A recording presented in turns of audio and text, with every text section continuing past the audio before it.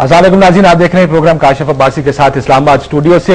मियां साहिबान की नाअहली के बाद आज दूसरा दिन मुजाहिरे पूरे मुल्क में। मियां नवाज शरीफ का शेखुपुरा में जलसे आयाम से खिताब, आसिफ अली जरदारी सदर पाकिस्तान पर एक मरतबा फिर भरपूर तनकीद, और ये बार बार कहा गया कि जजेस उनके कंट्रोल में है और ये फैसला सदारती फैसला है, ना कि अदालती फैसला है। उसके बाद ये भी कहा कि पीपल्स पार्टी का इससे कोई ताल्लुक नहीं है, आसिफ अली जरदारी साहब का फैसला है।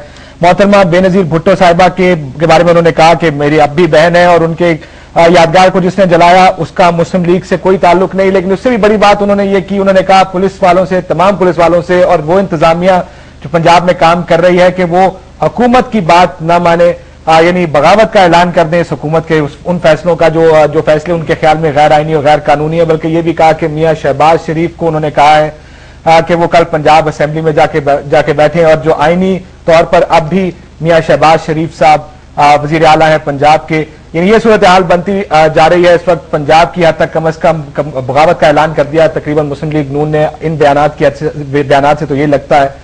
हालात किधर जाएंगे? हुकूमत जो मरकजी है क्या कर सकती है इस सूरत हाल को सैल्वेज करने के लिए, इसको बचाने के लिए? और मुस्लिम लीग नून जो बार बार कहती है मुज़ाकरात के रास्ते बंद हो गए हैं, मुस्लिम लीग नून क्या करेगी? और मुस्लिम लीग काफ का रोल बड़ा अहम हो गया इस तमाम मामले में। मुस्लिम लीग काफ का ये ऊंट किस करवट बैठेगा, इस पर बात करेंगे अपने आज के प्रोग्राम में। मेहमानों का तारुफ करा दें, कमरुज़्मान कायरा साहब विफाकी वजीर हैं अमूर कश्मीर और शुमाली इलाका जात के, उनके साथ तारिक अजीम साहब सेक्रेटरी इत्तलात पाकिस्तान मुस्लिम लीग काफ, और शाहिद खाकान अब्बासी साहब मेंबर कौमी असेंबली है पाकिस्तान मुस्लिम लीग नून के। बहुत शुक्रिया। मियां साहब ने आपकी उन्होंने तकरीर तो आपने सुनी होगी, क्या रिएक्शन है हुकूमत का जब वो जितनी जारहाना तरीके से और जितने बयानात उन्होंने अब आसिफ जरदारी साहब के साथ वो आमना सामना एक तरीके से हो गया है और जाती तौर पर आसिफ जरदारी साहब के खिलाफ बयानात दे रहे हैं, क्या अब यहां से सूरत हाल बचाई जा सकती है? काशिफ साहब, जो बयानात मियां साहब ने दिए हैं कल भी आज भी, बल्कि उससे पहले जब उन्होंने अपनी जमात की मीटिंग की थी, बड़ी मीटिंग, उसमें भी जो उन्होंने अपनी टोन इख्तियार की थी वो यकीनन फिक्र अमेज थी और बहुत सारा उस पर तफक्कर था सब लोगों को कि उन्होंने अपना लहजा बहुत बदल लिया। यकीनन मियां साहब अच्छे फाइटर हैं, वो हमेशा लड़ाई लड़ते रहे हैं और हमारी कोशिश कल भी ये थी, आज भी है कि इस वक्त मुल्क का मफाद, मुल्क की ज़रूरत इस तरफ जाती है कि हमें लड़ाइयाँ, ज़ाती लड़ाइयाँ अवॉइड करनी होगी, हमें छोड़ना होगा इस अमल को। उन्होंने आसिफ जरदारी साहब पे, सदर पाकिस्तान पे जो इल्जामात लगाने शुरू किए हैं, काउंटर इल्जामात लगाना शुरू करें या बहुत सारे हकायक हम भी बयान करना शुरू करें तो तलखियां बढ़ती चली जाएंगी और हम चाहते हैं कि तलखियां न बढ़े। आसिफ जरदारी साहब पीपल्स पार्टी से अलग नहीं है, पीपल्स पार्टी उनसे अलग नहीं है, वो पीपल्स पार्टी के सरबराह हैं और उनका फैसला पीपल्स पार्टी का फैसला है, हुकूमत का फैसला है। हम आज जो हुकूमत बैठी है वो उनसे अलग नहीं है और ये फैसला जिसको मियां साहब सदारती हुक्मनामा कह रहे हैं या उनके जबान में पता नहीं क्या कुछ, तो ये एक अदालती फैसला है। काशिफ साहब, ये मैं जरूर कहना चाहता हूं कि हमारी जमात अदलिया की सबसे बड़ी विक्टिम रही, जुल्फकार अली भुट्टो से लेके और परवेज मुशर्रफ तक, इंक्लूडिंग मियां साहब का दौर। जुल्फकार अली भुट्टो के दौर में, शहीद जुल्फकार अली भुट्टो को जब उन पर ट्रायल हो रहा था तो फेट नजर आ रही थी क्या होनी है, लेकिन इसके बावजूद हमने अदालतों को नहीं छोड़ा था, अदालतों के रास्ते नहीं छोड़े थे। मोहतरमा बेनजीर भुट्टो के ऊपर केसेस बनाए गए, आसिफ जरदारी साहब के ऊपर केसेस बनाए गए, उन्हें जेलों में डाला गया और उनको मुल्क से बाहर और मुल्क के अंदर यह भी होता था कि एक दिन इस्लामाबाद में केस है, दूसरे दिन अटक में है, तीसरे दिन कराची में है, चौथे दिन लाहौर में है, लेकिन वो अपने केसेस को परसूट करते थे। अदालतों पर हमें भी एतराज थे और फिर आज कहा जा रहा है कि अदालतें हुक्म मानती हैं। हमारे तो हुक्म अदालतों ने कभी नहीं माने, हमारे तो खिलाफ ही अदालतों ने फैसले किए। अदालतों पे आपको एतराज है या नहीं? मैं सिर्फ ये गुजारिश कर दूं थोड़ी सी कि अदालतों से हुक्मनामे या तो अदालतों से अपनी मर्जी के फैसले लेने, मलिक क़य्यूम से फैसला हमारे खिलाफ लिया गया, हमने नहीं लिया, हमारे खिलाफ फैसला लिया और हमें पता था, उसके सबूत भी आ गए, उसके सबूत जाकर सुप्रीम कोर्ट ने सेटिस्फाइड भी कर दिए, बावजूद इसके कि हुकूमत उसमें डायरेक्टली इन्वॉल्व थी, हमने अदालतों के रास्ते नहीं छोड़े।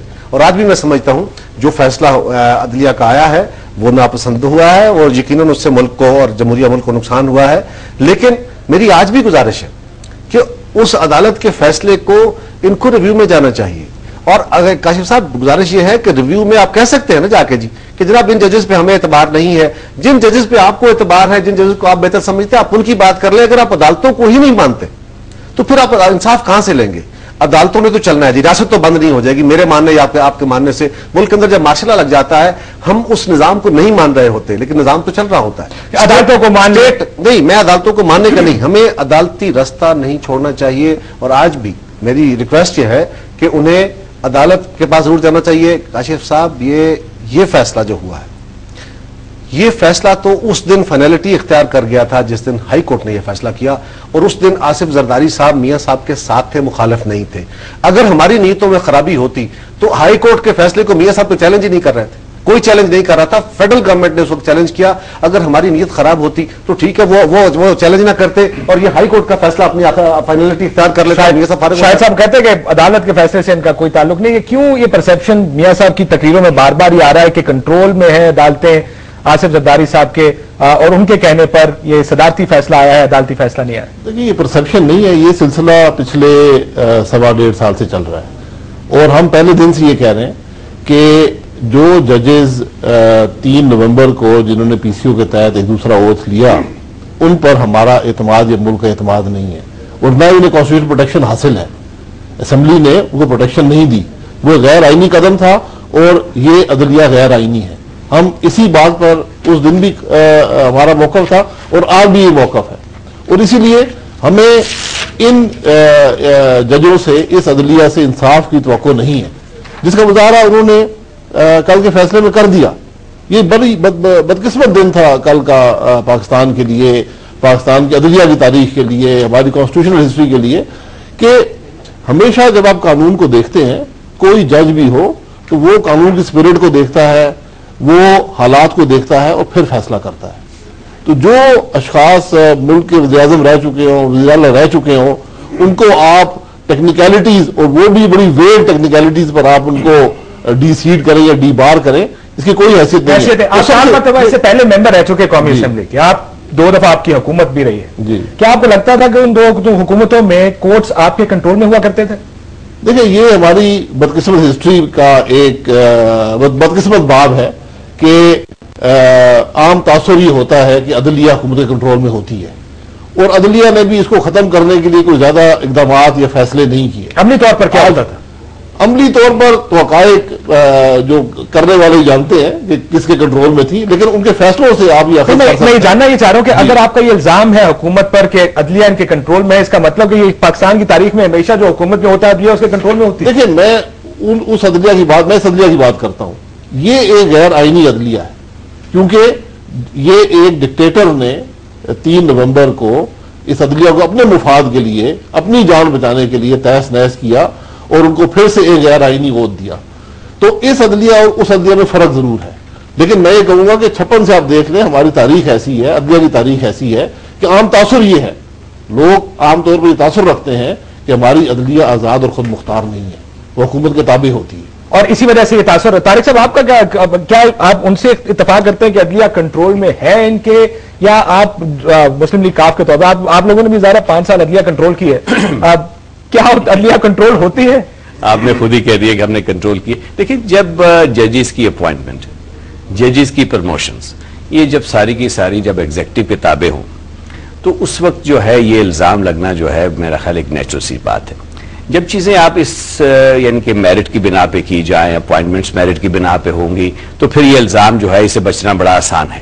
لیکن ہمارے ہاں انفارچونیٹلی یہ رہا ہے، ججز کیس میں آپ دیکھ لیں کہ بھی سب سے سینئر بندہ ہوگا اس کو آٹومیٹکلی پروموٹ کر دیا جائے گا. جب اس سے ہٹ جاتے ہیں، اپوائنٹمنٹ جو ہوتی ہیں ایگزیکٹو کا بہت بڑا رول ہوتا ہے، کس کو اپوائنٹ کیا جاتا ہے. ابھی آپ دیکھ لیں کہ جو بات کر رہے ہیں کہ انہوں نے بحال تو نہیں کیے، ری اپوائنٹ کیے سب کو. اب جو ری اپوائنٹ کرتے ہیں، جب سلیکٹو ری اپوائنٹمنٹ ہوتی ہے، یعنی کہ مجھے سلیکٹ کر لیا جاتا ہے کہ جی آپ جا کے اوتھ لے لیں، آپ کو تو ہم لے لیتے ہیں، کاشف عباسی کو ہم نہیں لیتے، تو لا محالہ سی بات ہے کہ لوگ جو ہیں آپ پہ انگلیاں اٹھائیں گے. یہ ایک نیچرل جسٹس جب آتا ہے تو لوگوں کے سامنے ہوتا ہے. وہ ہمارے ہاں یہ چیز نہیں ہے، انفارچونیٹلی ہماری حکومت میں نہیں تھی، پہلے بھی ٹرانسپیرنسی نہیں ہے. لوگوں کو آپ سلیکٹ کر کے ان کو پوائنٹ کس کو کیا جاتا ہے. کچھ لوگ جو ہیں وہ کہا جاتا ہے جی بالکل ٹوٹلی پولیٹیکل لوگ ہوتے ہیں. ایسے بھی ہمارے ججز رہے جنہوں نے اپنے گھروں پہ پولیٹیکل پارٹیز کے جھنڈے تک لہرائے اور وہ ججز رہے.